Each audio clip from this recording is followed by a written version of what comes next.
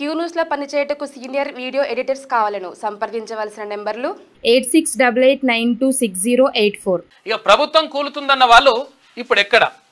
వాళ్ళు పడగొడతామంటే ఎమ్మెల్యేలు నిలబెడతామంటున్నారు. వాళ్ళ పార్టీలు ఎవరు బీఆర్ఎస్. తెలంగాణ అభివృద్ధి కోసమే కాంగ్రెస్లో చేరుతున్నారు. ఏ గూట్లో చేయి పెట్టినా అప్పుల కాగితాలే కనిపిస్తోంది. అయితే ప్రతి నెల వడ్డీలే 7,000 కోట్ల రూపాయలు చెల్లించాల్సి వస్తుంది. మహేశ్వరాన్ని మరో న్యూయార్క్ లాగా అభివృద్ధి చేస్తాం. చదువుల ద్వారా బలహీన వర్గాలు పాలకులుగా ఎదగాలి. ఇక స్థానిక సంస్థల ఎన్నికల్లో ప్రచారం చేయకపోతే ఎంపీలు ఎమ్మెల్యేలు ఉద్యోగాలు ఉండవు. హయత్ నగర్ వరకు మెట్రో రైలు విస్తరణ అని చెప్పేసి ముఖ్యమంత్రి రేవంత్ రెడ్డి చెప్తా ఉన్నాడు. గీత కార్మికులకు కాటమయ్యే రక్షణ కవచాలు నిన్న పంపిణీ చేసిండ్రు.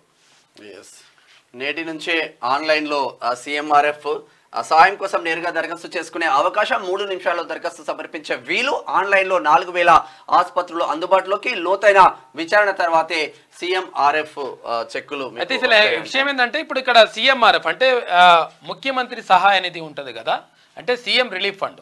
అయితే మనం ఏమైనా హాస్పిటల్లో పడితే హాస్పిటల్లో పడిన తర్వాత బాగా బిల్ అయితే ఆ బిల్ అయిన తర్వాత ఆ బిల్లులో 30% 40% ప్రభుత్వం మళ్ళీ తిరిగి ఇచ్చేటువంటి కార్యక్రమం అనమాట. ఇది ముఖ్యమంత్రి సహాయ నిధి నుంచి ఇస్తారు.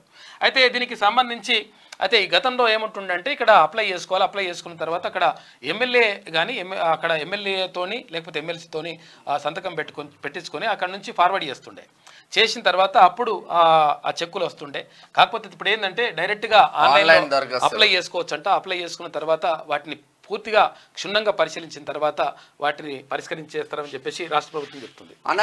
అనర్హ లబ్ధిదారుల నుంచి రికవరీలు వద్దు. అసెంబ్లీలో చర్చలు అయ్యాకే రికవరీ మార్గదర్శకాలు. ప్రభుత్వ పథకాల లబ్ధిదారులకు సంబంధించిన కలెక్టర్లకు CS ఆదేశాలు. అయితే అర్హులకు కాకుండా అనర్హులకు ఎవరికైతే ఇచ్చారో ఇప్పుడు ఏంది ఇప్పుడు రైతు బంధు కానీ తర్వాత ఇక్కడ ఏది ఆసరా పింఛన్లు కానీ ఆసరా పింఛన్లు చచ్చిపోయిన వాళ్ళకు కూడా ఇచ్చిరట. 3,800 మందికి చచ్చిపోయిన వాళ్ళకు ఆసరా పింఛన్లు ఇచ్చినట్టుగా చూపించిరట.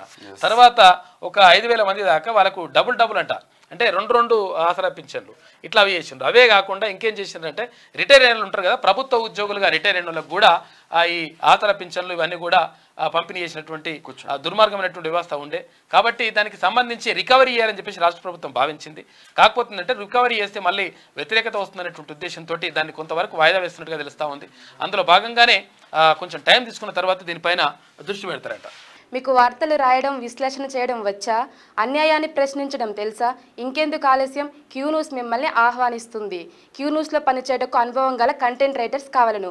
సంప్రదించవలసిన నెంబర్లు 8688926084.